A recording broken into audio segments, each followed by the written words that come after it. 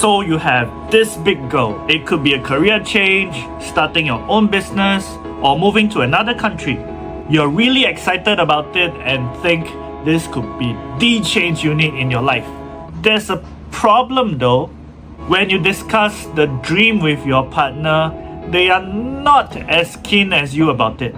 They think it's too risky, there are too many things going on in your life right now. Basically, putting down the dream that you are so excited and hyped up about. And you're like, why is the person closest to me not supporting my goals and dreams?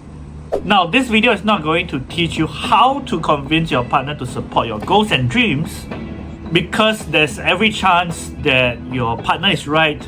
You shouldn't be making that big change in your lives given your circumstances. So what this video aims is to help you guys get to a resolution. Firstly, by letting you understand where your partner might be coming from, and secondly, teaching you how to better communicate to your partner where you are coming from.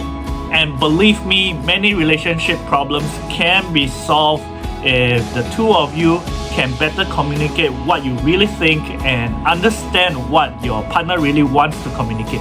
So first, let's talk about their point of view. There is something very critical that you need to understand first and foremost, and that is your partner will very much prefer to support your goals and dreams. They really do. After all, who wouldn't want to be the supportive partner to help you with your goals and dreams and enjoy the fruits of your success together, right? In fact, I would argue that it's a lot easier to say yes and support what you want to do than to play the devil's advocate and say, hey, I know you're excited about what you want to do, but I need to bring it down a notch and explain why this might not be a good idea. So here's what they are thinking and why they might not be as supportive as you thought they would be. Number one, they want to provide an alternative point of view. Sometimes we can be overly optimistic when it comes to our goals and dreams and our abilities to achieve them. While it's nice to have someone support you no matter what, especially if that person is someone you're closest to, it can be a dangerous thing as well. Because the two of you are going to dive headfirst into every rash decision you make without thinking of the consequences.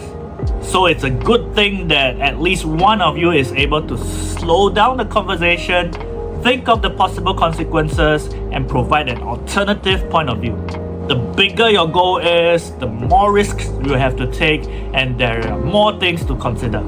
You are very well aware of the upside of what you want to do. You'll have lots of money, more work-life balance, and you'll have a happier life. But you also want someone to remind you of the downside of what you want to do.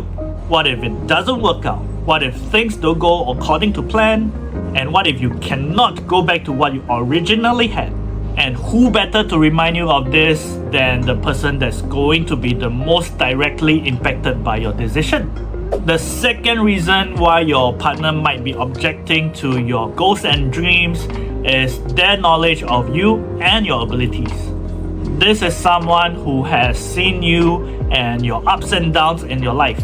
Now, of course, I'm assuming that you guys have a long and stable relationship already, because if your relationship is young and immature, there's a lot less for your partner to lose. If the plan fails, they can just leave for another person instead of staying with you to clean the mess up. Cruel, but that's the reality of life. Someone with more to lose and more vested interest in your goals and dreams will definitely be more critical and care more about them. And because they probably know you better than anyone else, they have a better perception of your abilities. Of course, you might go, but this is different. This is a project that I'm really excited about and I will put more effort and work harder towards it. Then it's your responsibility to convince your partner that that's the case, and not your partner's responsibility to believe that this time it will be different. Let's use two extreme examples to illustrate this point. If you're barely making ends meet, living from paycheck to paycheck, and suddenly tell your partner that you want to start a business that will grow to be the next Apple, the next Google, Your partner is going to think you are unrealistic and object violently. But if you're a serial entrepreneur with multiple successful businesses under you and you tell your partner you want to venture into the next one, they will definitely object less because they have seen what you have done and know you can do it. Now, most of you will fall in between these two extreme examples, but I just wanted to use it to illustrate the point that the more success you have had, the more you show your capabilities, the more your partner will trust you. Don't blame them for not putting enough trust in your abilities. Put more responsibility onto yourself to show that your capabilities can match your goals. So if you don't have prior success, or you feel that you don't really inspire confidence from your partner, how do you go about approaching the topic?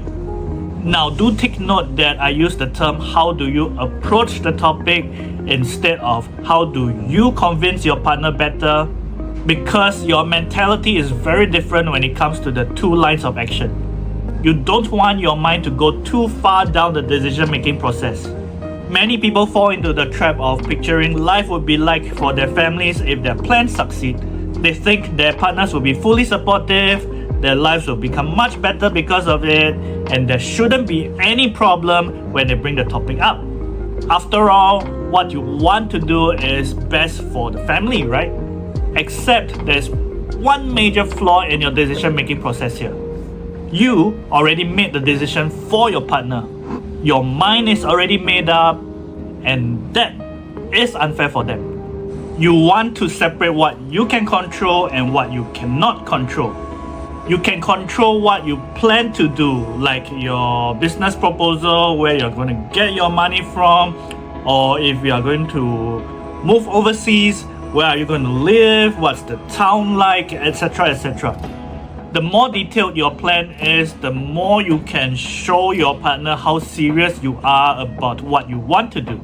But what you cannot control is your partner's reaction to it and whether they will be on board or not. Having a good proposal helps, but you have to be open-minded enough to not get offended when your partner is totally against it. And it can be very hard because you may have worked really hard to plan this, make a detailed proposal, and then it just gets stitched out of the window. But the more open-minded you are, the more receptive you will be of the feedback that your partner has for you. And that is where you will have a healthy discussion, because sometimes your partner is not against your goals or your dreams. They're just against the timing of it or some minor details about your proposal.